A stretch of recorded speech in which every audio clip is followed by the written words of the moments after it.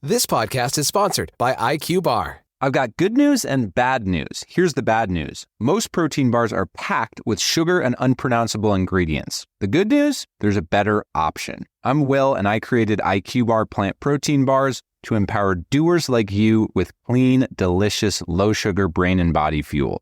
IQ Bars are packed with 12 grams of protein, brain nutrients like magnesium and lion's mane, and zero weird stuff. And right now, you can get 20% off all IQ Bar products, plus free shipping. Try our delicious IQ Bar sampler pack with 7 plant protein bars, 4 hydration mixes, and 4 enhanced coffee sticks. Clean ingredients, amazing taste, and you'll love how you feel. Refuel smarter, hydrate harder, caffeinate larger with IQ Bar. Go to eatiqbar.com and enter code BAR20 to get 20% off all IQ Bar products plus free shipping. Again, go to eatiqbar.com and enter code BAR20. It's the Opperman Report. Join digital forensic investigator and PI Ed Opperman for an in-depth discussion of conspiracy theories, strategy of New World Order resistance, high-profile court cases in the news, and interviews with expert guests and authors on these topics and more. It's the Opperman Report. And now, here is investigator Ed Opperman. Okay, welcome to the Opperman Report. I'm your host, Private Investigator Ed Opperman. I'm really excited about our guest today, Mary Knight. What a wonderful woman. I got to say, you got to check out her film, Am I Crazy? It's a documentary film she's self-made about her life. It's so personal and so intimate and so touching. And her search for her to explore her memories of her child's sexual abuse. You can find all this at her website, maryknightproductions.com. And she's got a book coming out in November. I hope she'll come back in November when the book finally comes out. It's called Becoming Mrs. Brown, Essays by a Child Sex Trafficking Survivor. And once again, this is such a miserable topic. We've covered it so many times, but it is important to get out there and kind of get the mainstream world out there acquainted with this horrible phenomenon going out that it's really being unaddressed in mainstream media. Mary Knight, are you there? Yes. And I wanted to tell everyone my last name is Knight, so it's Mary and then Knight Productions.com. Good idea. Thank you very much, Mary Knight Productions. So tell us about yourself, though. Who is Mary Knight? Right now, I'm going on a walk, which is one of my favorite things to do. I walk 10 to 20 miles a week on these trails by my house. And there's deer. This morning, I followed a bunny for a little while. So there's lots of good things in my life. I'm happily married. I got married for the second time in 2010. And we are grandparents. We have 6 grandchildren that were all born since the time we got married, and so I enjoy spending time with them. And one of my favorite things to do is volunteer in the lunchroom at my grandkids' school, and 3 of them go to the same school, so I get to have just a short conversation with each of them when I volunteer in the lunchroom. My husband and I are respite foster parents. Respite foster care is when you take care of children when the full-time foster parents need a break. So we normally take care of children just for a weekend. And one of our kids is back with his biological mom, who is providing a safe home for him. At this time, she's a good mother. She was in a bad situation, but she's a good mother. And we fly him. He moved to another state, but we fly him in to see us every summer. So he just recently left after a 2-week stay at our house. So we got, and one of the other kids who stayed in our house will be adopted soon at age 13. So we're really excited for him. I think foster care is needed all over the world for children. I also write, of course, finishing my memoir. And one thing I did with my memoir is I have trouble reading a memoir when someone has a really tragic life like I have had. And so I divided it into essays, and most of my essays, and each essay has trigger warnings. So most of my essays are not very triggering, but a few of them are extremely triggering. So I have that posted so you can choose not to read the extremely triggering one, or maybe choose when to read it. I do have a fictional story in it, which I think is a great bedtime story for grown-ups. So, but those triggering ones you don't want to read right before bed, of course. And I just renewed my social work license. I was a social worker for over 20 years, and I decided now that I'm not going to make any more feature-length films. I'll make some more short ones. And I'm about finished with my memoir. What do I want to do next? And it really surprised me that I decided to renew my foster care license, my social work license, so that I can do play therapy with children. So I'll be doing play therapy with children from about the ages of 4 to 11, and I'm excited about that. And I think that, the other thing is I'm healthy now, and I did have extreme chronic pain, fibromyalgia, as a result of the child abuse. So that's something else I would say about my life is it's so hard when you're in pain just all the time, and I used to be. But I've done a lot of things to get well, and they're included in my memoir, or if you want information right away about that, I do have part of the list is up on my website under the How I Healed page. So I recommend, it's the things I recommend. And I will say it's such a process to heal. I do still take antidepressants. I do still have sleep issues, nightmares, not all the time, but I do still have them.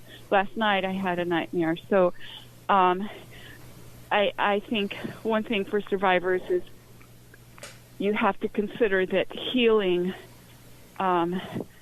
you don't necessarily, you can have a happy life before you're completely healed.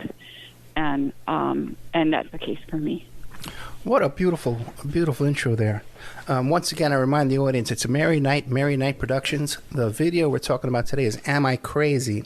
And the book coming out in November is Becoming Mrs. Brown, Essays by a Child Sex Trafficking Survivor. Now, you had said to me, how many years were you a social worker? 23 years. Okay, now during your work as a social worker back around then, I'm assuming, having watched your video, Am I Crazy, that at that time you had not yet remembered the abuse that you had occurred during your childhood? When I remembered, I was already working as a social worker. I already had a master's degree in social work, and I had already placed 100 kids in adoptive homes. I started out as an adoption worker, and I was doing parenting time evaluations, court-ordered, so judges would appoint me when in a disputed custody case, and I testified in court. And I think that's one thing that helped me have more confidence in myself, and I think it is one thing that got me ready to remember my abuse. Now, at the time, did you notice any indications in the families you were evaluating and the children you were evaluating that perhaps they were going through this kind of occult ritual abuse? I did not have cases that... This podcast is sponsored by IQ Bar. I've got good news and bad news. Here's the bad news. Most protein bars are packed with sugar and unpronounceable ingredients. The good news? There's a better option. I'm Will, and I created IQ Bar plant protein bars to empower doers like you with clean, delicious, low-sugar brain and body fuel.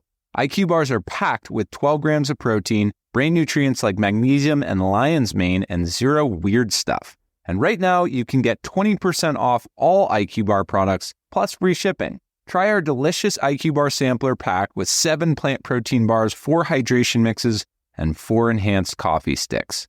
Clean ingredients, amazing taste, and you'll love how you feel. Refuel smarter, hydrate harder, caffeinate larger with IQ Bar. Go to eatiqbar.com and enter code BAR20 to get 20% off all IQ Bar products plus free shipping. Again, go to eatiqbar.com and enter code BAR20. I think that where a child was being, see, what happens is if the child's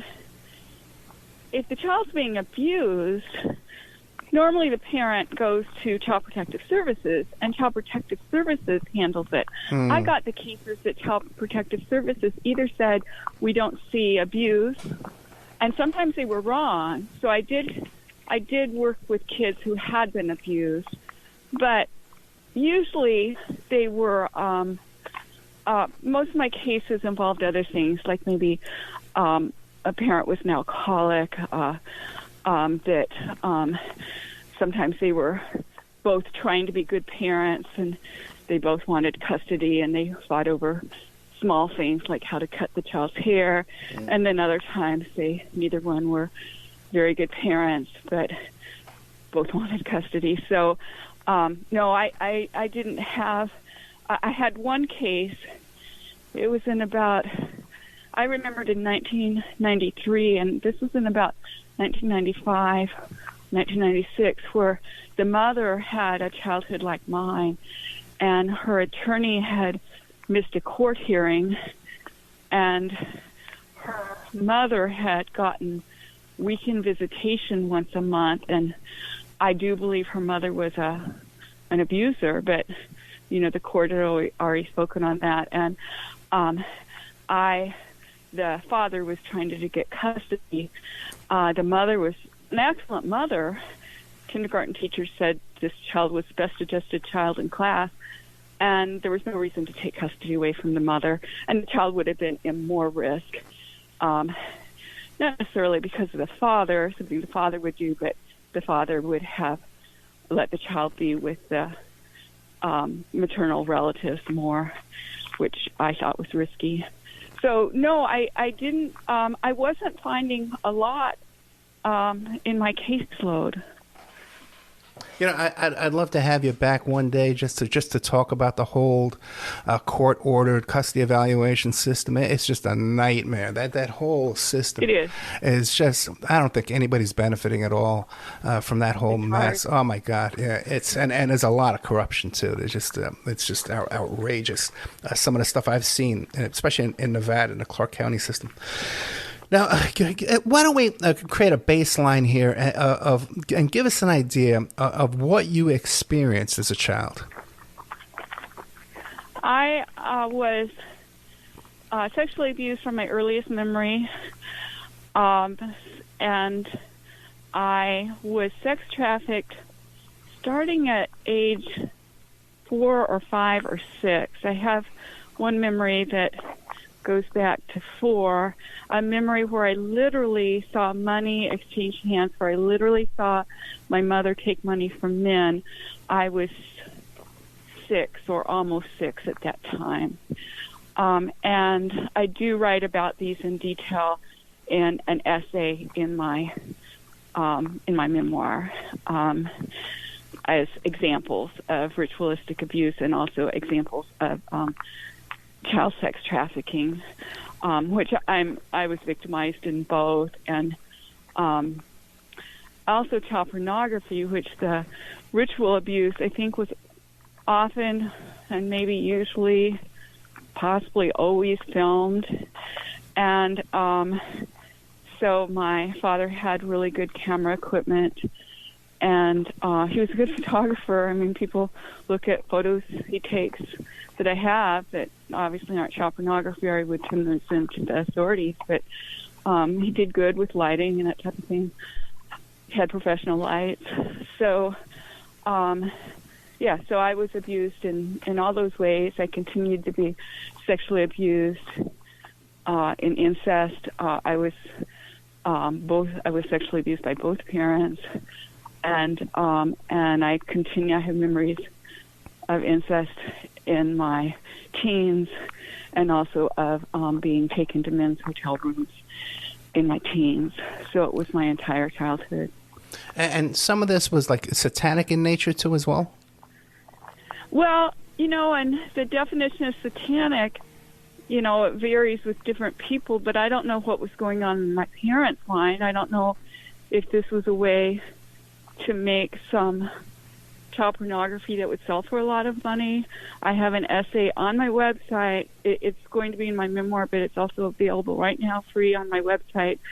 My parents were KKK members and pedophiles, and it tells about an incident that could be considered satanic. I mean, there was a white cross involved there, or it could be considered KKK, or it could be considered, child pornography was made. So in my view, it's hard for the victim to know who these groups were because, we're not told. We're not told. I saw many exchange hands, so I know I'm a victim of child sex trafficking, but some ritual abuse survivors didn't see many exchanged hands, but the things that happened to them were exactly like the things that happened to me. So the victim doesn't always know. And I don't know what was going on in my parents' mind. And I used to want to know, and I think my film shows that I kind of released myself from that. And I haven't mentioned my upcoming film yet, but I will, in November, I will be premiering my film Mothers and Molestation, a film about child abuse. And in it, you can see me coming to terms with my mother. In the first film, Am I Crazy? My Journey to Determine If My Memories Are True, you see me coming to terms with my father on camera. Now, what was your home-like life? The average person listening to this, and they hear, well, there was some type of ritual abuse going on here. They think, well, was this a house filled, was it painted black? Or were there pentagrams everywhere? Were there candles? Were the parents on methamphetamine? Describe what your home life was like. My parents were not addicted to substances. My mother's father is an alcoholic, but my parents were not. They went to a conservative Christian church and did not drink alcohol. They were college educated, which, that means I was in the 50s I was born to a college educated woman, which, was more rare back then. And they were very intelligent, well-read. They appeared perfect on the outside.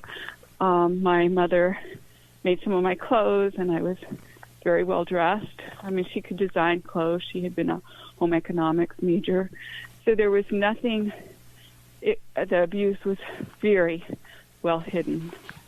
Now, and we were upper middle class. It wasn't, my dad had a good job. He worked at Boeing, and he had a good job. He worked at Boeing?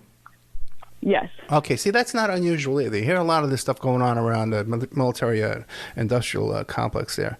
Now, in the film I Am Crazy, you describe an incident with your sister and a coffin.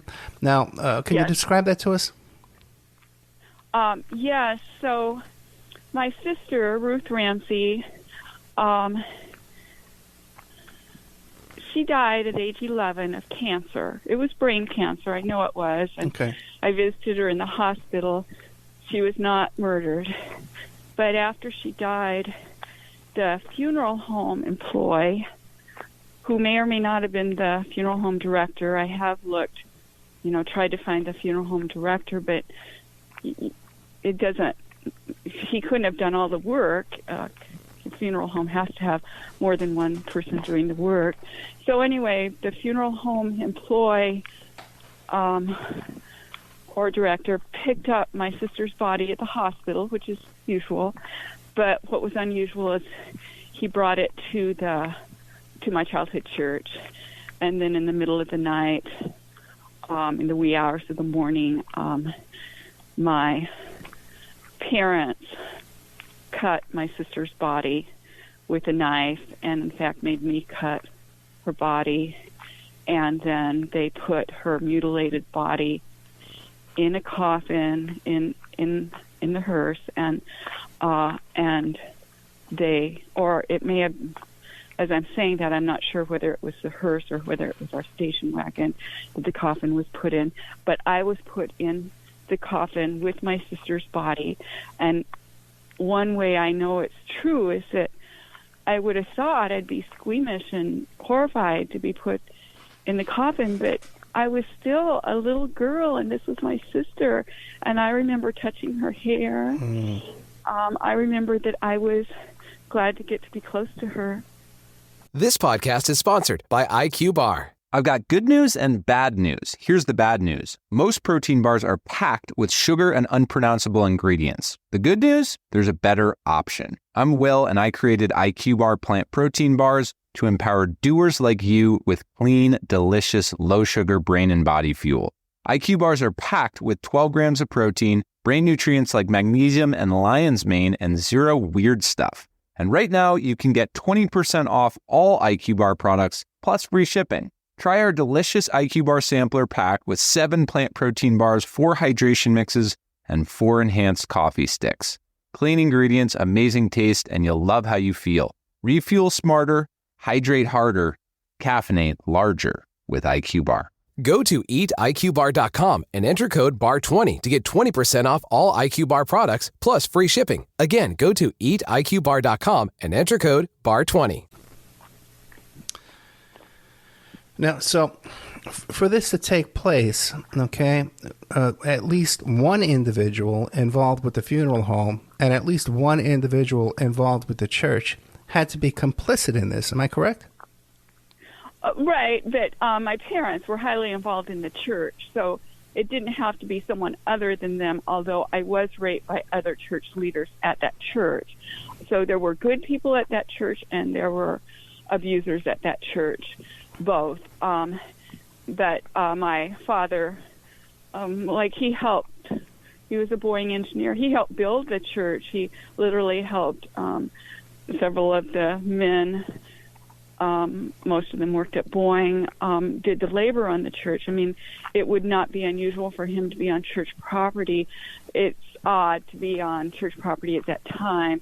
But the church property, it was a tree, there were trees around it, which I've been back. My husband's a forester, and he said they would have been the same trees because he knows how to determine the age of trees, and of course smaller then. And but it was somewhat hidden from the road, and I mean, I think someone could still get away with that now at the same church, because you just go back into where the trees are, so yeah. But my parents were highly involved in the church. I'm curious because I'm working on something else right now where, again, a survivor too he was buried. He was buried in a ceremony. Now, since you've come out with this story about the coffin, have people reached out to you and described this similar situation? Yes. Okay, good. Then tell me, what else do you know about that? Well, one thing, I talked to one friend, and she's a survivor of ritual abuse, and she's excellent. She has a very strong psychotherapy practice. And she said it's amazing how many of us were put in coffins. And I talked to other people who were put in coffins. I don't think it's unusual in ritual abuse. And I talked to someone in India that I met at a conference, and she was saying she thought, I mean, they have different traditions in India, and they don't bury, they dispose of the body differently, but she thinks it happens there too. So I mean, it's very terrorizing to the child, anything that's related to death, of course. And I just can't say enough about how you you want your loved one's body to be well cared for. And it was really upsetting to me that would happen to my sister's body.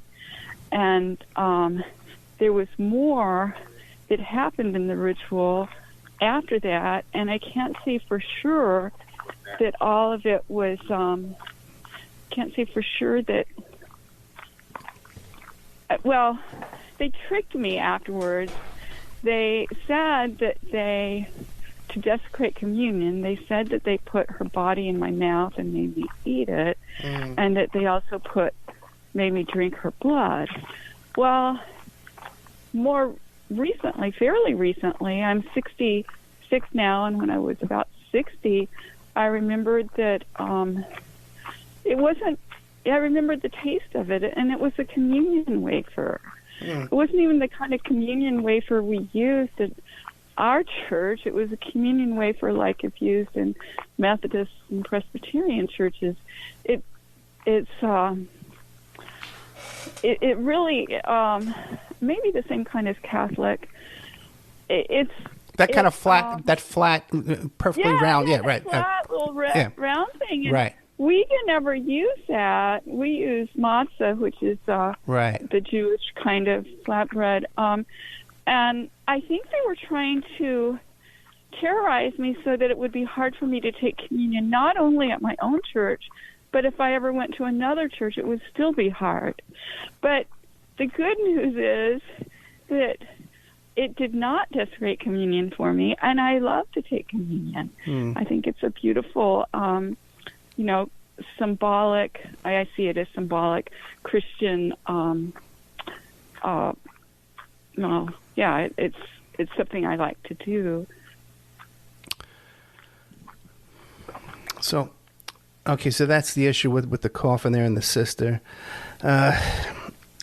We're talking today to Mary Knight. The website is called Mary Knight Productions, and that's Knight, K-N-I-G-H-T, MaryKnightProductions.com. The film we're talking about is her first film video, which is really a very touching film. Am I Crazy? It's called, and it's not overproduced with all the sappy music and all that stuff. It's just really from the heart. I really enjoyed it. The next film is going to be called Mothers and Molestation.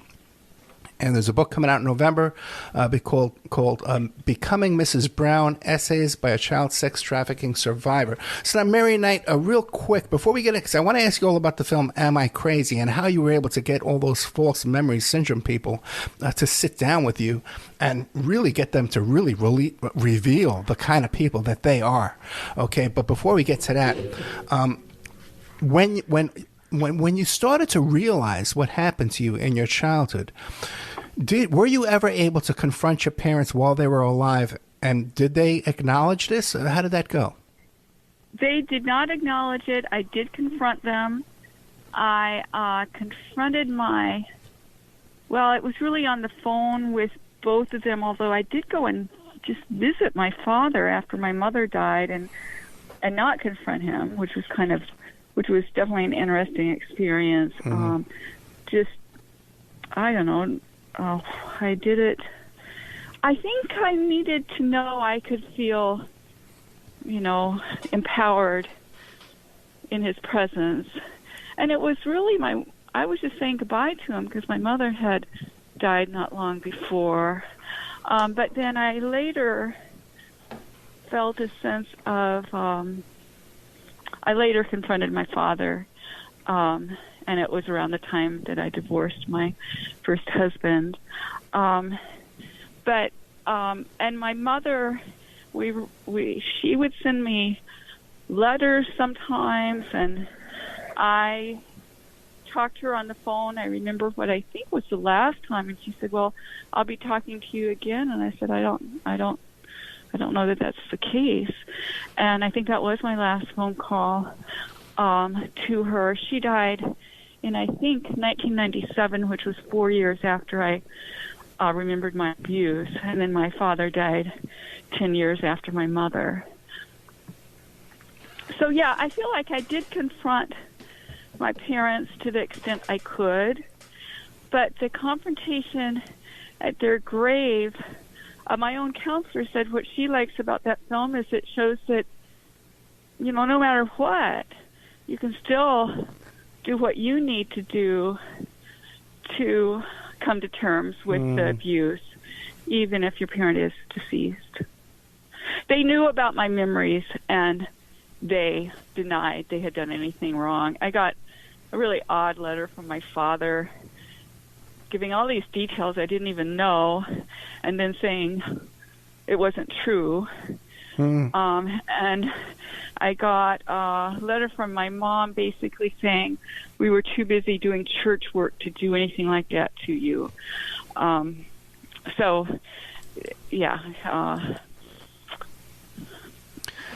really like having the footage of me confronting on the grave. It helps me to just go back and look at that. I would tell any prospective filmmakers out there, like the whole scene with the saran wrap, when you have something like that happen, leave it in. Just, that's so real, and it's so true. And so many of these kids, I guess we could both say these kids today, let's do another shot, and let's cut away to to the scenery and then put some music in there. Just do the real thing. People want what's real, what's reality, And I'd love to see those letters. I wish you would include them in the next book if you could. That would be beautiful. Now, how would you describe the film, I Am Crazy? Well, the full title is Am I Crazy? My Journey to Determine If My Memories Are True. And that's really what it was about. I came up with that idea after I had been disbelieved by someone important to me. Well, I tried to get into a MFA, Masters of Fine Arts program, and they wouldn't let me in, and I think it's because they didn't. I know my writing's not great. That's why I was trying to get in, or it wasn't great. But they really wanted proof of the things they'd said, and I had no proof. I wrote an essay in my application to them that what it now is the essay my parents were KKK members and pedophiles. Anyway, so then I just woke up, because I'd also thought about doing a documentary. I woke up with the title, Am I Crazy? And I thought, if I really, on camera, truly question my memories, that not only will be interesting to an audience, but it will be good for me. And my parents, I thought of them as very powerful people. I think survivors often think of their parents as very powerful people. Mine made good investments on real estate, and I know that when they died, they were multimillionaires. And there's power that comes with that. There's power that comes with their church involvement. Anyway, I wanted to question them in a powerful way, and camera is powerful. So I called the founder of the False Memory Syndrome Foundation. Her number is no longer available on the internet, but then it was. I just found her phone number and called her, and she answered her phone. So when I got that interview, I think it helped me get the other interviews. And I think she was willing to be interviewed because she thought she could convince me my memories weren't true. And her daughter, she would like her daughter to quit believing. I mean, her daughter remembers paternal incest, and she doesn't want her daughter to believe that.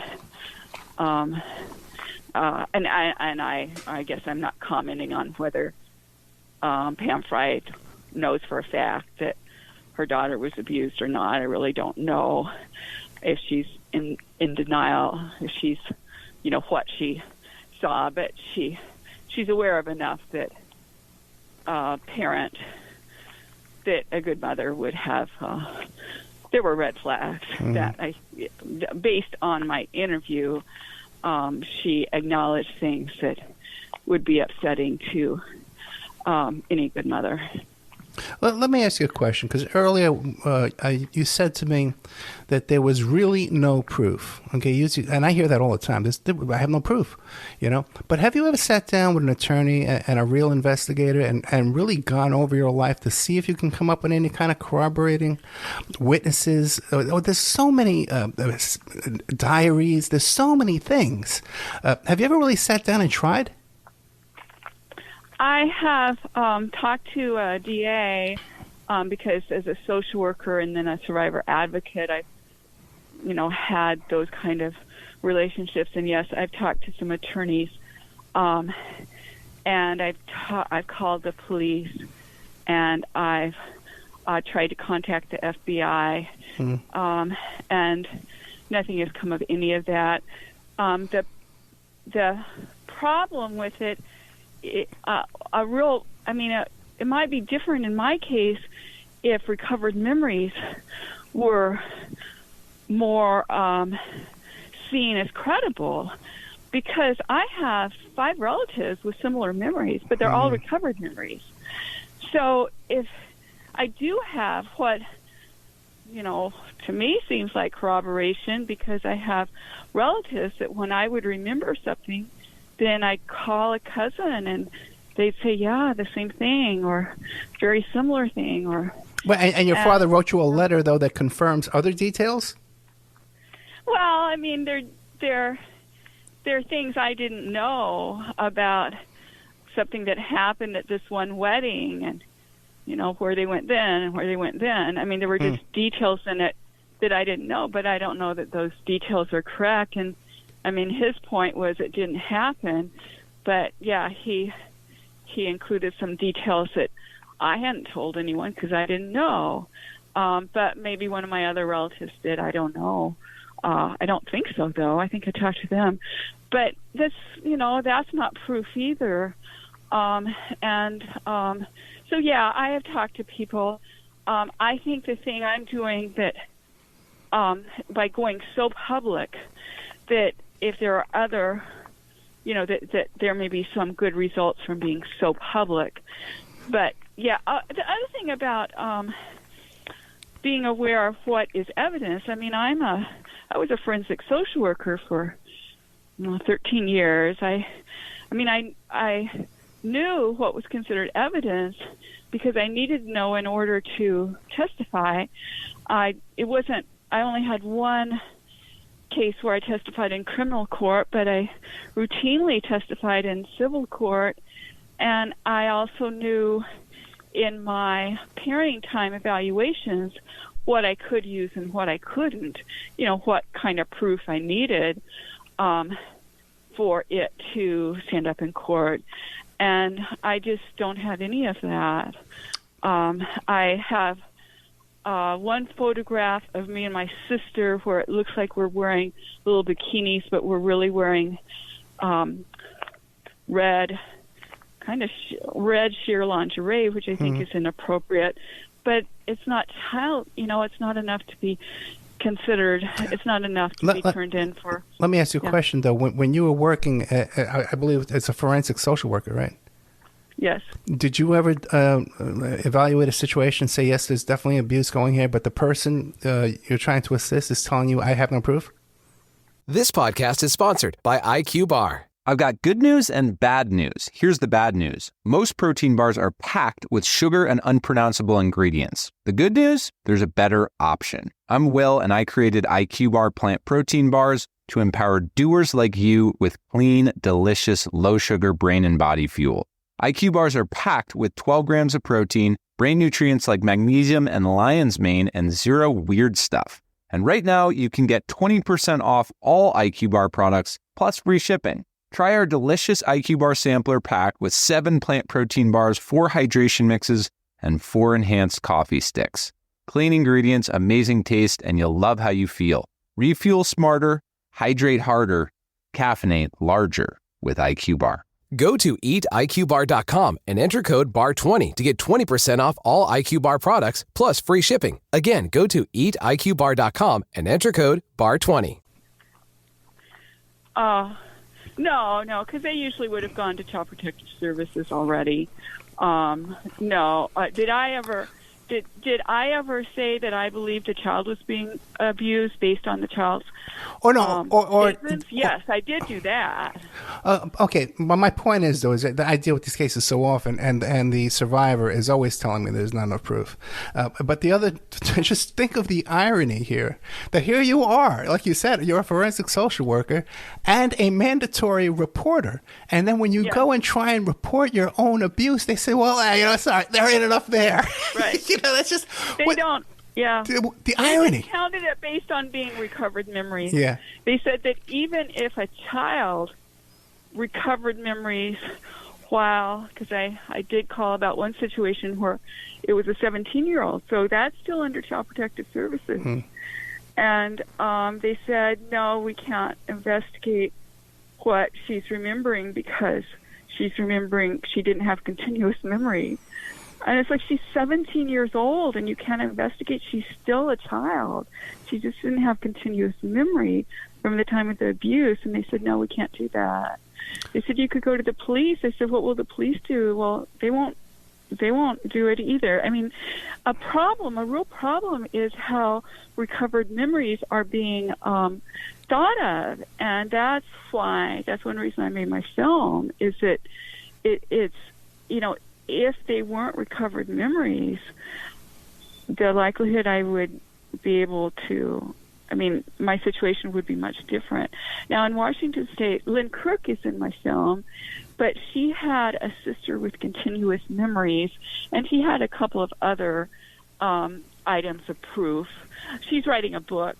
It'll come out before mine, I think, about the False Memory Syndrome Foundation, but she tells about the proof she had, and she won a civil lawsuit, but and I've read what the judge's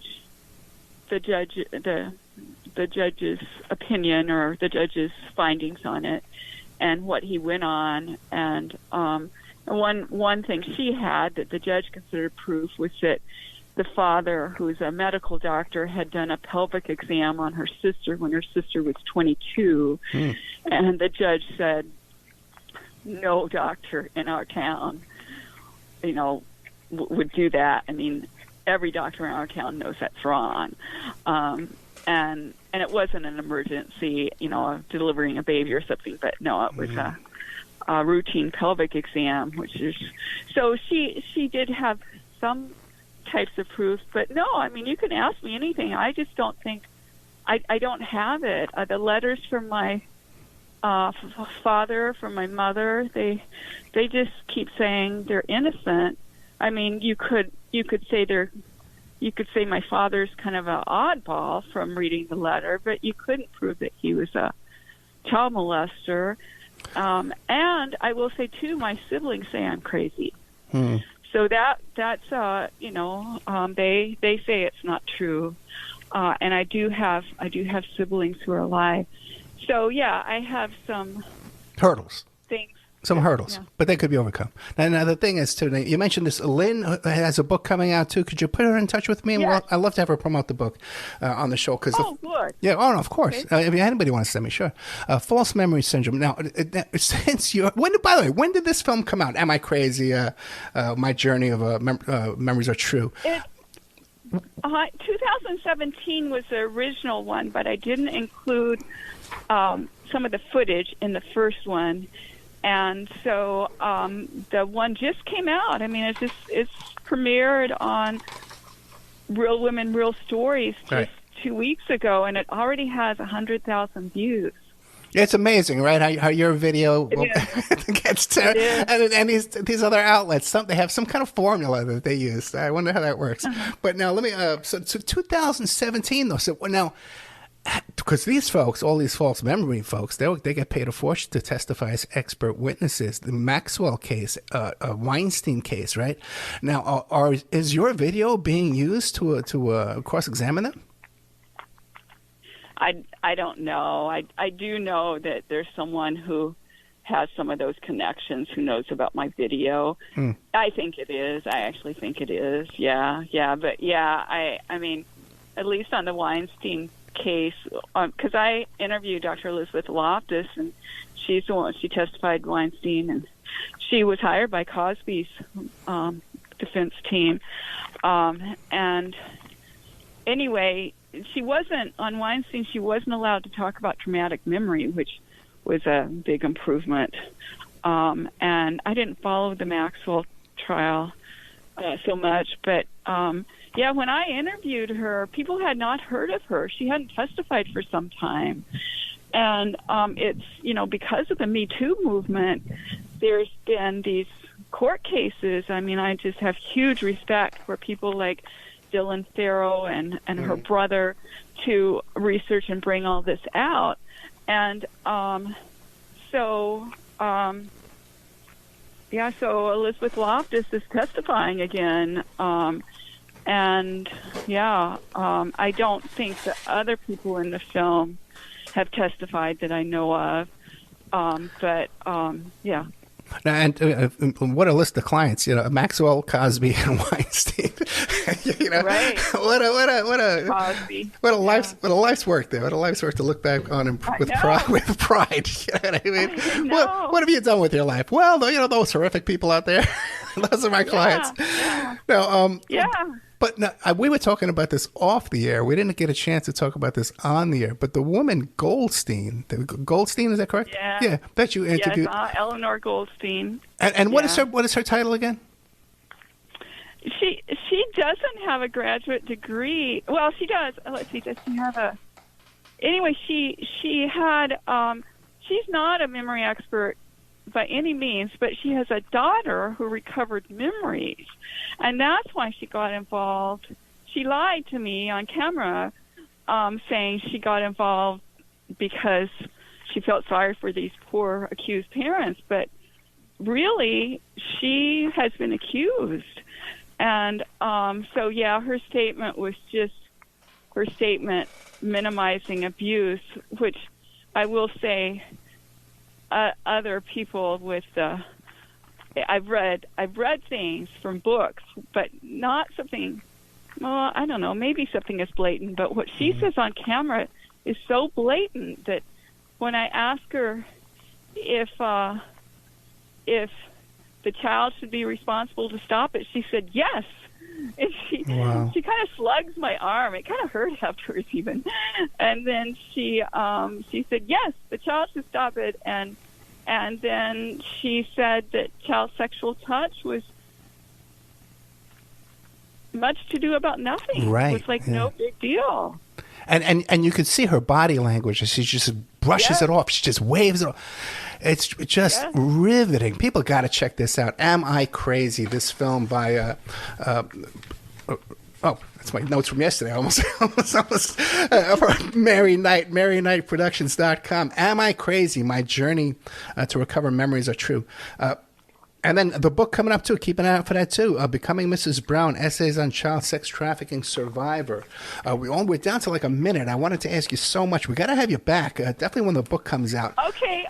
And I do want to say my book, it's not essays on child sex trafficking, but it's essays by a child sex trafficking survivor, being me.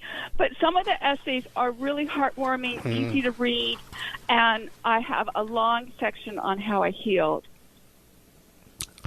I would encourage anybody right now listening to this to really make the time and effort to check out MaryKnightProductions.com and watch this film, Am I Crazy?